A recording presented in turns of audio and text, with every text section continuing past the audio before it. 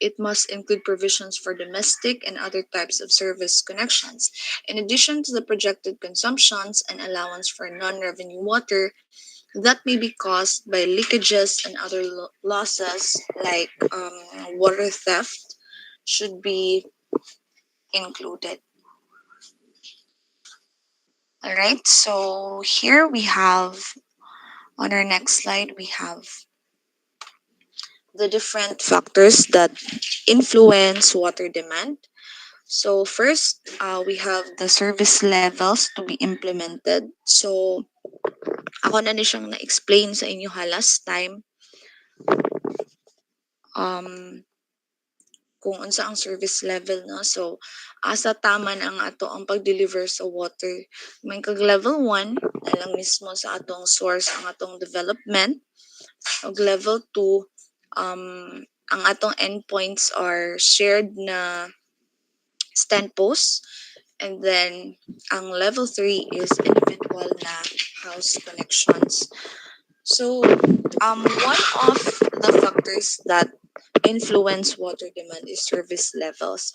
So, unsa na type sa service level ang imong i-implement sa imuhang sa imuhang system. So, of course, that really affects the demand. So, example, og ang isa ka community nga ato ang gitagaan og household connect individual household connection, so that would be level 3. So most likely mo consume gid sila more water than katong um, single lang nga public tap or shared siya nga public tap, tungod kay mas accessible man gud ang tubig sa level 3 or sa kanang individual gid na house connections. So that is for the service levels to be implemented. So next is the size of the community. Um, of course, kung daghan tao, if dako og size ang isa ka certain na community, we also expect that they will require more water. And possibly, kung urbanized siya, ay mas dako man ang size. So, possibly, daghan pod industries and institutions ang present sa lugar. So, that will also add on the water demand. Standard of living of the populace. So, wealthier or more urbanized communities generally use more water for amenities. So kung mas taas og standard of living ang usa ka community, we expect that they have larger of the diliman most of the time, but um, dili man sa tanan ng mga instances na basta taas og basta taas og standard of living dako ang balay, pero mo gina usually man ang case pod no. So syempre kung dako ang area sa balay, mas dako og water demand sa cleaning. And also if mas wealthy or more urbanized na communities, they generally use more water kay mas dagan man sila og appliances na. In contrast, sa rural or mga low-income na areas, usually they consume less. Next is quantity and quality of water available in the area. If water sources are abundant and of good quality, consumption tends to be higher because the supply is reliable. Limited or poor quality water may force people to restrict use or rely on alternative sources like wells or rainwater. Water tariffs that need to be shouldered by the consumers. So, kani siya, ang cost sa tubig, it really has a strong influence on the water demand. So, muna ni siya akong na-mention po before sa katong tariff design na if mahal gani ang tubig, nay lahi nga level sa measure sa conservation sa mga tao. Tungod kay they will be thinking maginahinay ko og consume kay mahal ako mabayaran nga tubig pag-abot sa bill na. So higher tariffs will really encourage conservation. But kung ubos pag imong tariff, it will lead to possible na wastage no. since people, they will not feel the burden of high consumption kung barato ra pud kayo ang imuhang tubig. Next is climatological conditions. So, sa kanang sa mga init na mga climates, mga dry nga climates. So, kung may hot climate, taas og temperature, dry climates, dili kayo ina naka-frequent ang precipitation. So, this can increase demand, of course, due to higher needs for drinking, bathing, irrigation, and cooling. In cooler or rainy regions, demand is generally lower, especially for irrigation and cooling. Habits and manners of water usage by the people. So, we have the cultural practices, no? Mga standards hygiene. So, na mga uban na dili kayo, na mga community nga dili kayo ina nakakalas sa tubig, na po yung mga community nga medyo kalas sa tubig, depende sa ilang practices culturally and ilang attitudes, no? Towards conservation.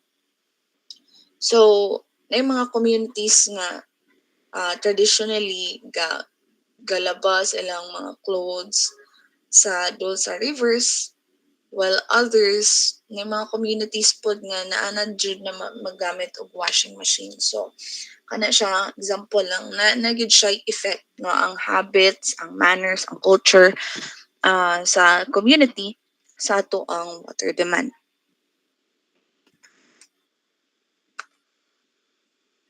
Okay, so we have here the service level definitions. So I have already mentioned this multiple times before na ko siya na-introduce. No? So the service level definitions, first we have the level 1 or what we call descriptively the point source. So this provides a protected well or developed spring with an outlet, and it is without distribution system. So mismong sa well lang gyud siya or sa spring nga ato siyang gi-develop. So kung sa well ato siyang drill and then gitagaan nato siya og sakto na equipment para ma-extract ang tubig, and then gitagaan nato siya sakto na protection. So that is level 1 or point source. Another example is kung natay tubod or spring, and then we construct a spring box around it, and then magbutang lang din kag pipe for the outflow. So that way protected ang spring from surface water contamination. So ato siyang gi-develop, that is level 1 or point source. So it's important to note that the most distinct attribute of level 1 or point source is it has no distribution system. It normally serves an average of 15 households within a radius of 250 meters. Although wala gini siya limit man, no? Kung ibutan mo siya sa community, bisan pila no ang pwede niya makan. But on a comfortable level na ma-accommodate ra niya ang number, so that would be an average of 15 households. Level 2, this is what we call the communal faucet system or stand post. So this service level is composed of a source, and then a reservoir, a pipe distribution network, and communal faucets. So it's important to note that for level 2, the endpoints are communal faucets or shared na mga stand posts. Muna siya ang pinaka distinctive na character sa level 2. Ang isa ka faucet, it can serve 4 to 6 households ideally, no, but of course pwede pa gid siya maka-cater more than that, but ideally it is 4 to 6 within a radius of 25 meters. And then we have the level 3, which is the most common service level, especially for urbanized areas. This is what we call descriptively the waterworks system or individual house connections. So we have a source, a reservoir, a pipe distribution network, and individual household taps. Or to put it basically, ang endpoint sa level 3 is kanang mismong tap gid sa individual na balay. Atong level 2 kay shared man siya ng mga stand posts no, or standpipes. So sa level 3, nagid siya sa ang endpoints is dagtugid siya sa individual na households. So those are the different service levels. So we have here the design period. The design period is the time span for which a water supply system is planned to meet the projected demand before major expansion or rehabilitation is required. So, common choices, 5, 10, especially kung rural nga mga water supply systems. But, of course, napadyoy mas longer and dili gina siya ingon nga definitive na kinang 5 gid or 10. If your budget permits you to have 6 or 7, pwede ra gid siya, no? And naiuban na 20 plus years, 30 years sa katong mga dagko kay nga mga economies nga afford nila and sa mga urbanized na mga lugar. So, nga nakatag-as ilahang design period. So, for small water utilities, large outlays are not available and cannot be matched by the rural population's capacity to pay. So, as I have said in our previous discussions, the policy in the Philippines for water tariffs is kinahanglan full recovery siya. So, ang whole na life cycle sa imuhang infrastructure kinahanglan cover gyud sa bills. No? Although na portion good na i-shell out sa government, but it is really supposed to be covering operation and maintenance, sa pa kanang eventual na possible upgrading. So kana siya that should be covered by the water tariff. So for these reasons, the design period of or horizon in a reference manual katong sa World Bank is set at 5 or 10 years. And the reason for this is the affordability of the system, because the longer the design period, mas taas pod na projection ang imong buhaton sa population. So you will be catering more population. So that is the reason why mas dako imong design period, mas dako pod ang imong expected na capital outlay or imong initial na investment. Okay, so 5-year design period. So first, for its advantages, it has low initial capital cost. So since the system is designed for a shorter period, no, in comparison to a 10-year, no.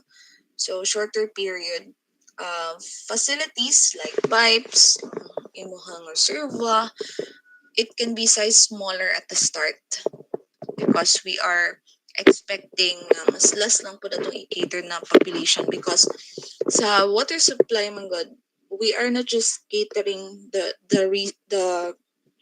present population but also the future population, and that is the very gist of the design period. So kanang low initial capital, so kanang imuhang design sa imuhang system nga we can use mga mas less kadagko ang mga pipes because mas less man atong demand, since less man na population ang ato ang i-cater. So this will reduce the investment, no, initial investment sa ato ang infrastructure. And then we have the disadvantages, lower amortization and loans due to the lower investment cost as advantage. So this one, although dili tanan, naman ko yung mga water supply systems na gi-loan siya sa government. So, kung 5 years lang imong design period, so meaning mas gamay lang imuhang kinahanglan na initial investment. So, mas gamay ra pud ang imuhang monthly nga amortization, imuhang amortization ani sa imuhang loan. So, ang imong repayment will be lighter. It will be easier for both the water utility and also the consumers because magpagawas magyapon og kwarta ang consumers through the water bills. And then the disadvantages, first is it needs new capital outlays after 5 years to upgrade system capacity. So we will need to shell out funds every 5 years, no? Kay May kag 5-year design period, we are only expecting the water supply system to last for 5 years from the start of its operational life. So as the population grows, the demand will exceed the capacity of the system quickly. And expansions or new facilities, of course, eventually that will be necessary. So another round na po sa investment, which is really large kung mag-construct ka, dinagko gyud din ang kwarta, no, in comparison sa operation and maintenance cost lang. And then facilities are more viable to plan for a one-stage 10-year period than to plan in two stages of 5 years each.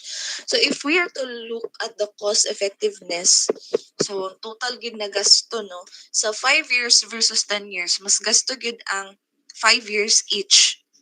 5 year, duha ka 5 years sa sulod sa 10 years, kung mag 5-year design period ta, mini ikaduha ta magpagawas og kwarta, no, for the capital outlay. Well, sa 10-year design period, isa lang siya, kas alang ka magpagawas og dako na pundo for your implementation or para sa imuhang pag-build sa imuhang infrastructure. So, if tanaw ni mga cost effectiveness ana, mas ano gyud siya, mas makalas ka sa 10-year. Kaso lang, ang nakapita na is mas dako ang imuhang bayaran sa imuhang water bill.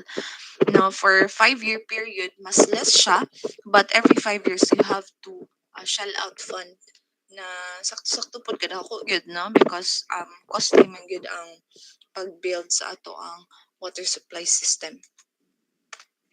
And then we have the 10-year design period. So the advantages, first, the water system facilities are capable of meeting the demand over a longer period. So no immediate need for expansion or major upgrades for the 10 years. Okay, we are projecting the system to be able to cater the demand of the community for 10 years. So that's a longer period, twice as long sa 5-year na design period. So this will ensure more stable service, reliability that is long term. Dili lang kay 5 years lang. Another advantage is there will be no major investment cost that is expected during the 10-year design period. So repair, maintenance. But for a major good na pagawas sa funds, wala tayo ina na gina-expect no for 10-year na design period. Pero malalagi kay dako gid siya dako siya og cost sa pag initial nimo na pagpagawa sa kwarta, because we are projecting for 10 years man na service life sa imong infrastructure. So after the initial construction, once nga maka-run na ang imong system, so minor na lang ang mga maintenance. So po, ana lang siya. And then we have the disadvantage, the higher initial capital cost that will require initial tariffs to be set higher. So because the system is designed for 10 years, so we're expecting to have larger facilities, ang atong pipes mas dagko, atong tanks mas dagko pod. They will be really built larger, and mas dako po na nga to ang gasto ana upfront. So this will require higher investment, which is often passed on to consumers kay syempre mobayad man sila sa tariff, so nagyapon impact sa ilaha. So kung 5-year design period, kung 5-year nga design period, mas cheaper siya, but mag-require po siya og frequent na expansion. So every 5 years mag-expand ka. Now for 10 years, ang imuhang problem po is mas expensive siya sa start, no, but it will really be makasure ka nga stable gid siya for the long term, and mas fewer and disruptions nimo, and mas less frequent ang imong pagpagawas og dinagko na funds. Okay, so we have here the design population.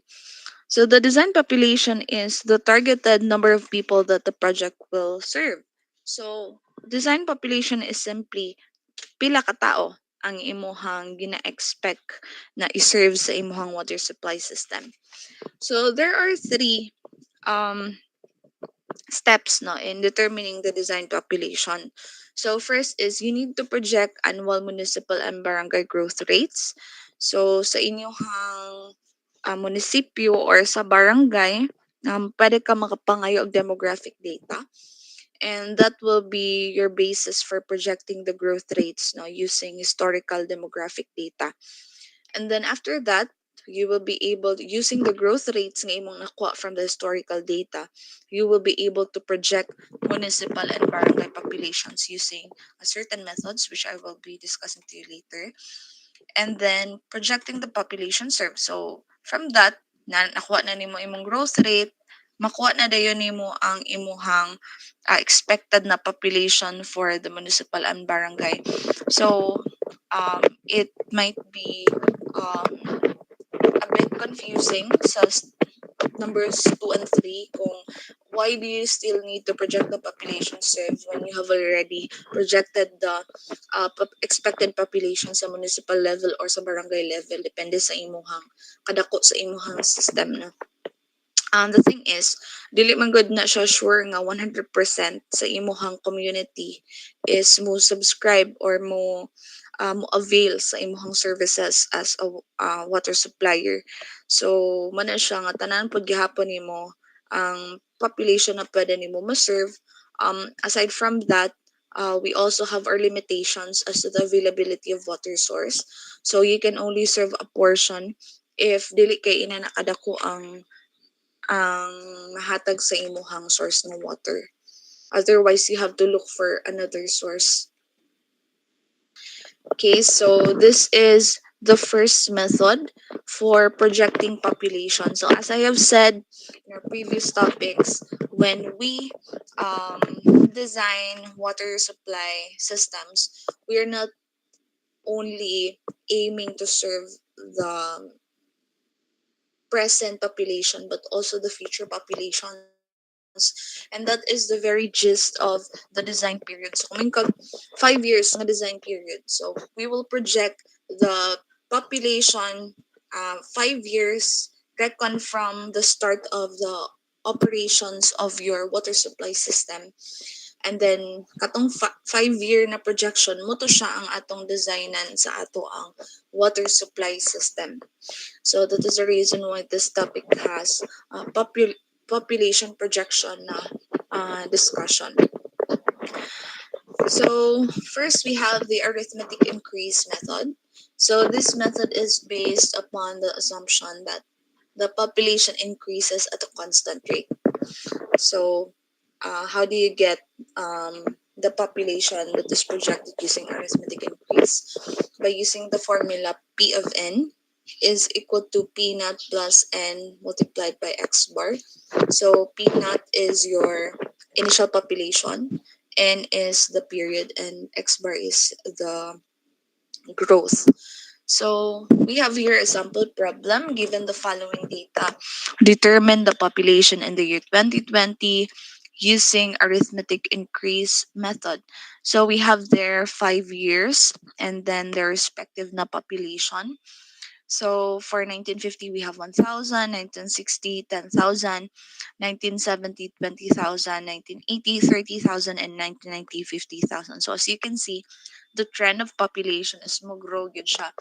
Except for very rare instances na mugamay siya kung dili kayo nga naka-reproductive ang usa ka community. But usually the trend, especially here in the Philippines, gataas jud ang atong population. Alright. So, mani siya ato ang problem diri sa left side, and then diri na ato solution. So, I just copied the data, no, the years and the corresponding population for each year.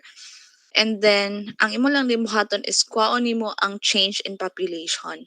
So, how do you get the change in population? By getting the difference between the current year and the previous year. So, first, sa 1950, wala pa tayo change in population because this is the first one man. So that is just you can see dash lang siya, wala pa tayo available na previous population. So, pag abot sa second, so here na tayo 9,000. So this was calculated from 10,000, which is the present population minus the previous population 1,000. So that is 9,000. And then so 1970, so this is simply the difference between the present population and the previous population. So that's 10,000. And so on. So 30,000 minus 20,000, that's 10,000. 50,000 minus 30,000, that's 20,000. So from that, makita na din mo ang trend sa iyong growth. Then you will need to calculate for the X bar. X bar is 9,000 plus 10,000 plus 10,000 plus 20,000 divided by 4. Or basically, you're just getting the average of your delta P na available na data sa imong delta P. So you sum up all of the values and then you divide by pila sila kabuok. So that will be your X bar. So that is 12,250. N is 1990 minus 2020 minus 1990 divided by 10. So, N, muna siyang period kung asa nimo siya i-project ang imong population. So sa ato ang formula, we have here P naught plus NX bar. So what you will use for P naught is ay atong pinakauna na population. Katong latest na available na demographic data. Dito ka mag-recon sa imong projection. So in this case, that will be on the year 1990, which is 50,000. So that one mo na tong gamiton para sa projection, no? So 50,000, that is from 1990, and then we are aiming to project the population to 2020. So kumbaga dito nag-benchmark sa 50,000. So with that 2020, so muna siya ato ang target na year to project minus the latest na available na population kung kano sa siya na year nakuha. So that is 1990 divided by 10. So ang ato ang population diri is naka-increment by 10. So 50, 60, 70. So na-update ang atong demographic data by 10 years. So kinahanglan ato siyang i-uniform ang ato ang end and inana siya na increment pod. So 2020 minus 1990 over 10, and this will be equal to 3. So with that, pwede na rin nato mo-solve atong projected na population by 2020. So P naught will be 50,000. So kinahanglan pares gyud ni imuhang P naught diri or initial population og ang year sa imuhang estimation sa N, no? So 1990, 50,000. Otherwise, you will get the wrong answer. So 50,000 plus the N nga itong i-calculate using the year kung kanus nakuha kani nga population. So muna siyang 3. 3 times the growth rate. So that's 12,250. So if you execute that calculation, you'll get 86,750. So nasabta naman siguro, no? Okay. If you have questions, please do not hesitate to raise them. Okay, next we have the geometric increase method. So then here, so geometric increase method is naka-compound ang ato ang growth, no? So there is a PCAS is arithmetic lang man yung increase, but for geometric increase, compounded siya by a certain interval. So geometric increase method is when the instantaneous rate of change of population is constant. So by how much na-grow, so kato siya may constant. Dari kay ang growth man mismo ang constant. Like then here, 12,250. So we are treating this as every year na-grow by 12,250 ang atong population. But for geometric increase is ang rate by how much in percent ni grow kato siya may constant dili ang mismong growth. So the formula is P is equal to P naught multiplied by 1 plus I over 100 raised to the power of n. So same na problem from last time, but natanggal lang ang 1950. Alright, so Alright, so muna siya itong solution. So, copy lang nimo ang data din So, kani siya muna siyang given. Wala tagi tweak din ha. So, we just copy that. And then, we'll just get delta P. Same as the arithmetic. So, 30,000 minus 10,000, that's 20,000. That's a change in P. 65,000 minus 30,000, that's 35,000, and so on. So, to get the percent increase, mo lang na siya nadugang no, sa geometric increase method. To get the percent increase, you just divide the difference gikan sa imong present population and the previous population. Pagkuha nimo sa um, difference ato, i-divide nimo siya sa previous na population. Kay growth rate man siya, no? So, by how much siya ni grow mo, nang adatuta mo, ang atong denominator is ang previous na population. Okay, we are aiming to look at the growth man. So, gikan sa original na population base. So, how did we get 200? So, that's 20,000 divided by 10,000 times 100. Naka in percent naman na siya din 35,000. So, ang 35,000 din which was calculated from 65,000 minus 30,000, i-divide lang nimo siya sa population from the previous year. So that's 30,000. So ano na siya? 35,000 divided by 65,000, so that is 53.846. So that is how you get the percent increase. Now, ang atong i-average, dili na kaninang percent increase, no? By definition, ang rate sa pag-grow na ang ato ang basis. So, kung ano yung mga average ani na data din you sum them all up and then you divide by pila sila kabuok. So, that is your average percent increase. And then, para makuha nimo ang imong N, so same ra gyapon ka ganiha, paasa man na year nato gina-project siya ang atong population. So, from the problem, klaro kayo si problem na 2020 atong target na i-project siya. So, therefore, 2020 atong ibutang din sa atong N. And then, of course, as I have said earlier, we will use the demographic data na pinaka-recent na available. So, in this case, that will be 1990 with a population of 100,000. So, muna siya nga 1990 ang nadinhi. And then you divide by 10 since every 10 years man ang atong every 10 years man ang pagkuha sa atong data. So, muna siya nga, i-divide na to siya by 10. So, we have here 3. So, P is equal to 100,000. So, that is the latest na population. And also the population nga mo correspond sa 1990 nga year. So, that's very important. Multiplied by 1 plus the average percent increase. So, 123.504 nga naka-percent na siya ha. Divide by 100. And then you raise to the power of your N, which is 3.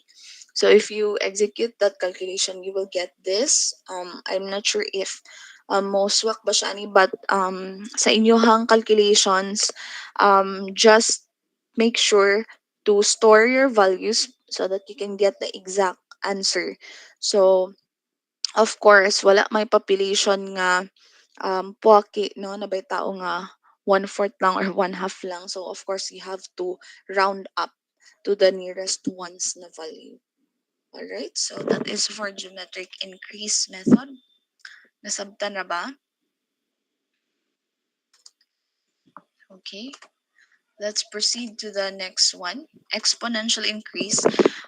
Sa exponential increase method is compounded gihapon siya actually like the geometric increase method, but ang pag-compound bagod sa exponential increase method is at every instant. So continuous ang iyang growth, but for geometric increase is naka-incrementa like from the last slide naka-incrementa by 10. So we're expecting na every 10 years ang pag-grow. But for exponential increase is at every moment, at every instant, gagrow siya. Continuous iyang growth. So, yeah, by formal definition, this method is based upon the assumption that the instantaneous rate of change of a population with respect to time is proportional to the population itself. So we have here the formula. So it's very simple. P is equal to P naught multiplied by the Euler's constant raised to the power of k multiplied by t, where k is your constant, no, the constant for your growth. So a growing city, that sample problem then here. A growing city had a population of 500,000 in 2005. In 2010, the population was 760,000. Assume exponential growth. Predict the population in 2025. So before ta maka-project kinahanglan sa nato kaon ang growth rate. So we have here two population data. So our peanut, of course, mo man ni siyang initial kay mo man this happened at an um earlier na time, so 2005. So ang population sa 2005 mo atong peanut, and then ang population na final is 760,000. Our T is 5 simply because 2010 minus 2005 is 5. 2010 minus 2005 is 5. And then from that, naman tay final na population, natin initial population. This one this is a constant, so what a problema na. And we were given the time. So from that, we can get a constant for growth, which is k. No? So you execute this calculation. So nag-apply lang tag laundry or natural log para ma sani mahimong base na ang 5k. So we know that the ln of the Euler's constant is 1. So we have also here ln of 1.52. So we are singling out k on one side of the equation. So that is ln of 1.52 divided by 5. So we get a k that is around 0.08374 something. So to be sure nga makuha nimo ang exact nga value, because this is very critical, especially if you're dealing with very large numbers, ma-amplify ang rounding off errors. So you have to get the exact answer. You use the tawag gani kanang store nga function sa inyong calcul. Let me show you.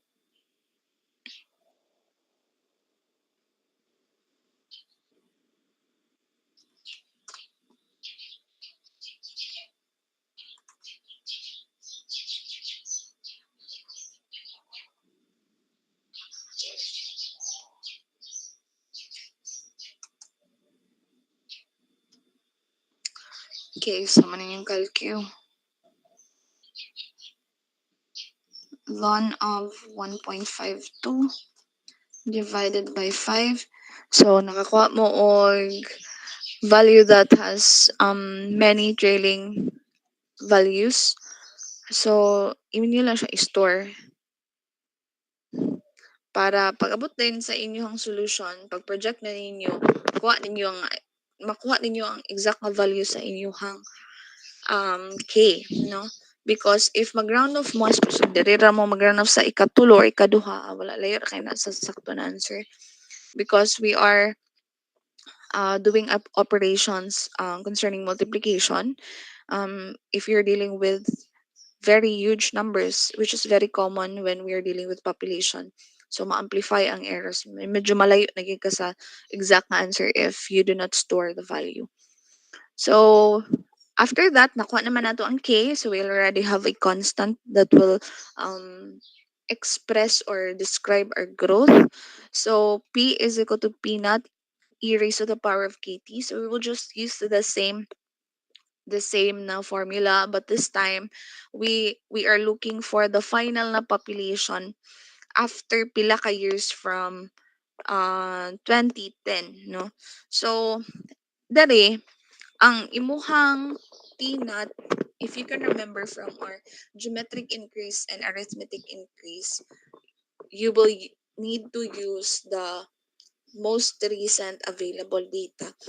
For exponential increase, even if you use 500,000, you will still get the same answer. You use 760,000, you will still get the same answer as long as consistent ka sa imong time nga gibutang. So for example, here we are using 500,000. So this is the population in the year 2005. So P is equal to 500,000 E, or the Euler's constant, raised to the power of K, which we stored in A, multiplied by time. So since we use 500,000, we have to use 2005 in the calculation of T. So you will just get the difference between 2005 kung kanus based ang population of 500,000, and the year kung kano saan nato siya gusto i-project. So in this case, we are aiming to project the population to 2025. So 2025 minus 2005, which is the year kung kano sa mauni ang population. So the T in this case is 20. So P is equal to 500,000 multiplied by the Euler's constant raised to the power of RK, which we stored previously in alpha A, multiplied by 20, or your T. So that will give you this population. So butanta lang mo decide mo na 760,000 yung gamiton, you will still get the same answer, granting that your T here, it will be the difference between 2025 and 2010. So 2025 minus 2010, so 15. So 15 ay mong bitang din, hey. 750,000, and then your T will be 15. You will still get the same answer. All right. So that is for our um, exponential increase method.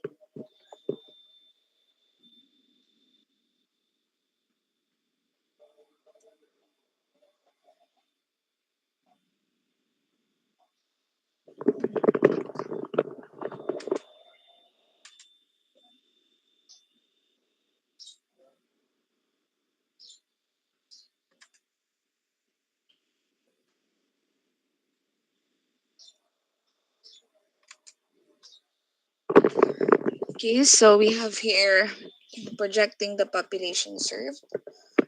So first is the preparation of base maps. So base maps, these are scaled maps of the area. So nadara makita ang streets, mga buildings, water bodies na present sa area, and mga boundaries sa imuhang area or sa lugar kung asa ka mag-build or mag-implement sa imuhang water supply system.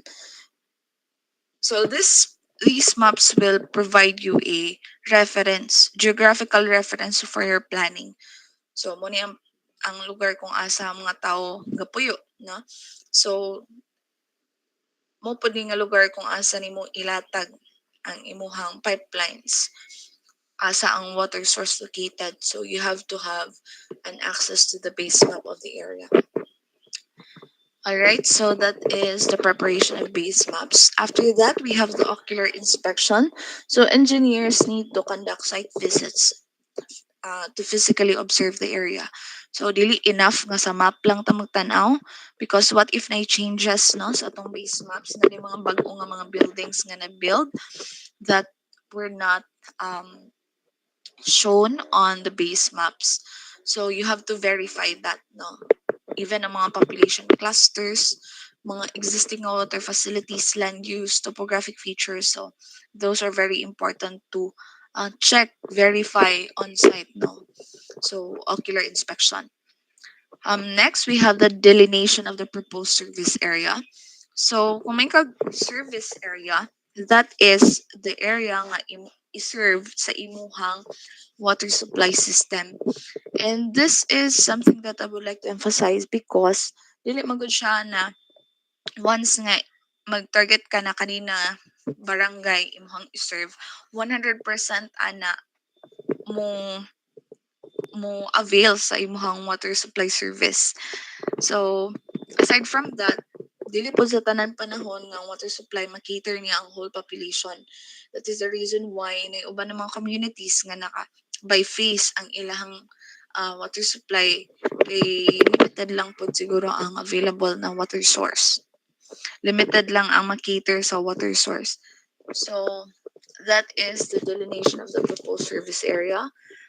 And then determination and assessment of the level of acceptance by the residents of the planned water system.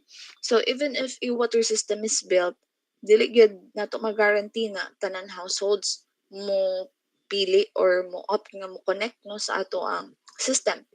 So we will need to conduct surveys, consultations, mga discussions with the community para ma-estimate nimo bitaw kung pila lang nga proportion most likely mo subscribe sa imong system. Estimate lang. This will ensure that your projections will be at least realistic to a certain level. Next is assessment of the availability and abundance or scarcity of alternative water sources. So if na ay mga alternative na water sources and they are plentiful, so fewer people may rely on the new system. So kung na sila gagamito na existing na water source nga na prove na nila na safe siya or sa taas na panahon gigamit nila no wala pud sila nagsakit. So most likely dagto ra gid na sila mo stick syempre libre ba ya? If sources are scarce or unsafe or seasonal baka naawala, so most likely ang imuhang residents sa ana na community dako chance gid nga mo connect sila sa imuhang service. And that will affect the design population and also the expected demand.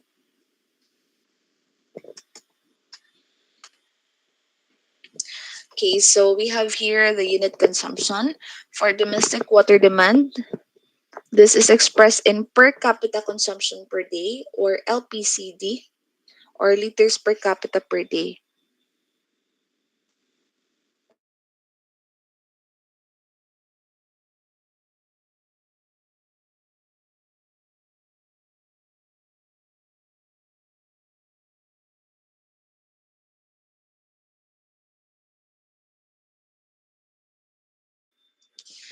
Okay, so ideally, if you can have a data from the community, that's good. But if you do not have an access to the data, wala ba siya, pwede mo makagamit ani na unit consumption assumptions and moment po ni usually ginagamit sa mga LGUs sa design. So this was from the World Bank Rural Water Supply Design Manual. So muna sila ang kumbaga estimated na consumptions sa population. So level 2 public faucets, we expect 50 to 60 LPCD for LPCD meaning liters per capita per day, and we expect for each faucet it can serve 4 to 6 households. So sa imong design, of course that will depend upon your discretion. If you would choose 4, 5, 6 ka households ang i-cater sa usa ka faucet, magdepende na siya sa imuha. Level 3 house connections, maraming individual na connections per household.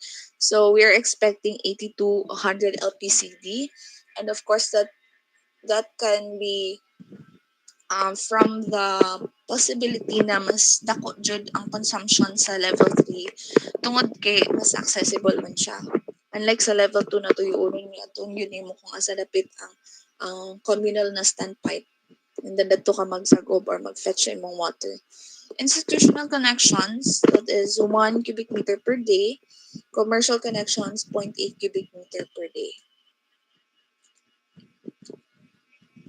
Also, this is important to note na this is for rural na design. All right. So, if pohon you will be planning for urban design, it would be best to if na mga institutions, especially mga commercial na mga connections sa imuhang area, mas mayo nga imo silang i-interview or you will do a survey sa ani nga mga entities or bodies kung pila gid ang ilang actual na consumption per day, ma-project mo na nila.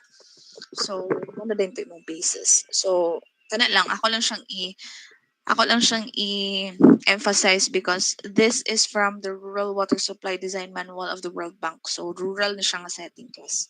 Wala siya naingana lang kagagmay ang figures. Next, total consumption. So this is the sum of the domestic, institutional, and commercial consumptions expressed in cubic meters per day. So first we have the domestic consumption. So this is the consumption of the people mismo, like kanang sa mga residences. The year-by-year total domestic consumption is projected by applying the projected unit consumption to the projected population to be served for each year. Note, in anticipation of the trend towards upgrading to level 3 in the future, which is mahitabo eventually, just to be safe, the level 2 system planner should assume that within 5 years, 90% of the households served would opt for individual house connections. So even if we are planning for a level 2, mandanta nga maka-decide na nga atong service level is just level 2, so man siya katong communal na standpipes. Sa atong computation, we will still consider that 90% will opt for level 3 eventually. So, makita na siya sa ato ang calculation. Unya, pakita rin ako sa inyo sa atong sample na computation. So, we have to assume, no? Because most likely, eventually, ang ato ang level 2, ma-upgrade mo siya to level 3. So, just to be safe, 90% sa household ato na siyang i-consider na mag-shift or mag-transition to level 3. And then the second na breakdown or elements sa atong total consumption is the institutional and commercial consumption. Okay, so we have here the non-revenue water. So non-revenue water is the amount of water that is produced but not billed as a result of leaks, pilferages, free water, utility usages, and etc. So this should be considered in the estimation of the capacity of the water supply system. An assumption of 15% non-revenue water can be used for a new system. This can be increased up to a total of 20% at the end of 10 years. So that will really be up to you, no? Ang kanang NRW kung pila imong consideration. So non-revenue water by definition, this is water nga giagi sa tong system but wala siya naka-generate og income. So, wala siya na bill, no? So asa man gikan ang non-revenue water? So makuha na siya sa leaks, wala kay mga pipe burstings. So ang tubig ni awas sa imong system, niagi siya sa imong system technically but wala nimo siya na bill, no? Unless kung alik na happen na siya beyond sa meter sa consumer, but kung diri pa siya dapit sa transmission pipes, so wala pa dito siya na bill, no? So that is considered non-revenue water. Pilferages, water theft, no? Illegal nga mga connections na nag-connect sa imong tubig, wa kakahibaw. So nag-freeloader na dito sila dito. So that is also non-revenue water. Free water, so legally nagyang mga ingani nga institutions nga nag-avail sa free water as much as possible. Pwede, no? Ato siyang i-minimize. Utility usages, so those are part of the non-revenue water. Ang non-revenue water, it is inevitable. So di ka kakitag system nga perfect zero ang non-revenue water na na siya, no? Because we expect na naging mga pipe leakages over time from wear and tear, and if dili kay na nakagrabe ang monitoring, possible pud gihapon ang pilferages, pipe burstings if wala na design og sakto ang imuhang system, so dili gid na siya malikayan class. So we really have to consider non-revenue water in our system. Think of it as something that we apply as factor of safety kung sa ato pang structural, no? So marag gabutang tag leeway or allowance para makasure ta nga ang ato ang target na demand sa ato ang community na deliver gid sa ilaha. Bisan pa og naay mga leakages, so mahatag gihapon sa ilaha tungod kay na-anticipate naman nato siya beforehand. So that is the consideration of non-revenue water. So kung pila ka percent sa imong design, that will really be up to you. So 15%, 20% mo man usually ng mga figures na uban 25. So yeah, that will really be up to the discretion of the designer. And then we have the water demand. So this is a summation of all the consumptions given in the preceding sections, and this will determine the capacity needed from the sources. So the average daily water demand is calculated from the estimated water consumptions and the allowance for the NRW. So this is an example of the calculation of average day demand. So kung kani sila kaning domestic consumption, institutional consumption, and commercial consumption, imo lang siyang gitotal with no application of non-revenue water. That is just raw data. Total consumption atong tawag ana. But once gani nga ang total consumption, applyan na gani nimo siya og non-revenue water like this one. So, imong total consumption, imo na din siyang applyan og non-revenue water or the factor of safety. To put it um, simply, muna na siya ang atong consideration din sa average day demand. Again, if wala na apply ang non-revenue water, we just call that total consumption, raw consumption, assuming the system is perfect. But of course, that is not the case. No, in reality, there will always be non-revenue water. That's inevitable. So to get the average day demand, we apply the non-revenue water to the total consumption. So from that, makuha na din nato atong average day demand. Okay, so to get the average day demand, you just um, divide the total consumption by 1 minus NRW. No? So the answer for that will be your average day demand. So na example din a system with consumption of 2 LPS with a 15% non-revenue water will have an average day demand equal to, so this is your total consumption. Raw pa ni siya. Wala pa ni consideration sa NRW. So 2 LPS divided by 1 minus your NRW, which is expressed in 15%. So pwede niyo i-input diri 15%, or kung naka-decimal mo 0.15. So if you calculate that, you'll get 2.4. So same ra gihapon ang unit, of course, no? Because this is just number that is unitless. So 2.4 LPS. So in a perfect system, we are expecting that the community will consume 2 liters per second. A certain household siguro na siya kay gamay raman kayo, so 2 liters per second.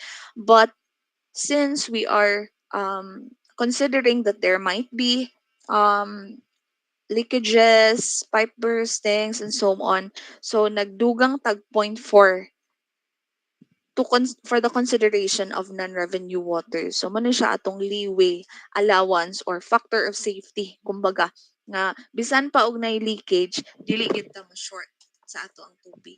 Okay. All right, so we have here the different demand variations and demand factors. So kani sila, of course, we calculate this and they have um, unique functions no, in a calculation of our water supply system. So the average day demand, so muna siya ang base, muna siya yung reference sa atong other na demand variations. So average day demand muna siya katong imong total consumption applyan nimo sa non-revenue water. So that is your average day demand. Average day demand is the average of the daily water requirement spread in a year. So the average day demand serves as a basis for the annual estimates, projections sa imong production, revenues, sa katang imong tariff, non-revenue water, so power costs, and other operation and maintenance costs. Those calculations will be based on the average day demand. That is the total consumption na gibutangan o consideration for non-revenue water. Now we have also the minimum day demand. So minimum day demand is ADD multiplied by 0.3. So the factor is 0.3. Description: this is the minimum amount of water required in a single day over a year. And the purpose of this is to check on possible occurrence of excessive static pressures that the system might not be able to withstand. So this is very critical, no? water, as you know, if mas-stuck up siya, it will really produce hydrostatic pressure, di ba, from your hydraulics. So, ang maximum pressure, ang mga tag-as na mga pressure is very critical during times when minus ang consumption sa tubig. Take for example, kadlawon. Times nga ang mga tao nanlakaw to sa eskwelahan, to sa trabahoan. So we're expecting na mo lessen jud siya. Ang kanang yung sa kadlawon natulog ang kadaghanan ang majority. So we're expecting very small or minimal na usage atong water. So what happens? Ang tubig magpundo sa atong system with no outlet, no? Or naabagaling minimal ra siya. So with that, naay ma-build na static pressure sa ato ang system. And that is the reason why we consider the minimum day demand. So for those times, we consider that 0.3 lang sa atong average day demand ang gaka-consume, and this is to make sure that in our system walay mo sobra og 70 meter nga pressure. Mas matingala mo nga na meter man ang pressure, ma'am, di ba? PSI man na siya or Pascal na siya, di ba? So meter siya because this is pressure head, no? So sa water supply system, sa ato sa aning nga course, we are expressing pressure in terms of pressure head. So man siya naka-meter siya. So ang ato ang limit lang yun is 70 meters. Anything greater than 70 meters is critical for pipe burstings. So it can really be possible na mo burst atong mga pipes, no? So that is the reason why we calculate for minimum day demand, to make sure that ang atong mga pipes safe lang sa panahon nga wala kayo consumption o mag-build ang pressure sa atong system. And then we have the maximum day demand. So the factor is atong average day demand, applyan nimo og 1.3, or basically we are adding 30% sa atong wrong average day demand. So this is the maximum amount of water required in a single day over a year. So unsa may purpose sa maximum day demand? So the total capacity of all existing and future water sources should be capable of supplying at least this demand at any year during the design period. So sa calculation nato sa water demand, we apply 1.3 na factor. So muna siya ang use sa ato ang maximum day demand, and even the facilities kinahanglan capable to cater the maximum day demand na volume. All right? And then we have the peak hour demand. Peak hour demand, ang demand factor will depend on the number of connections. So makita rin niyo diya sa table kung pila. So you just follow that. Peak hour demand is the highest hourly demand in a day. So the pipeline network should be designed to operate with at least 3 meters during peak hour conditions. So ang ato ang system ang god dili pa gid siya ingon constant ang pagkuha. So na mga times nga paspas kayo, kusog kayo ang volume nga gina-consume sa atong mga tao, sa atong mga consumers. So critical pod ana ang ato ang pressure, no? So ngano critical man pud ang pressure ana, ma'am, nga mubo naman. Mubo naman ang pressure ana kung kusog kay ang consumption. So mo pod na siya ang ato ang bantayan kay if kusog kay ang consumption, syempre mo gamay ang pressure.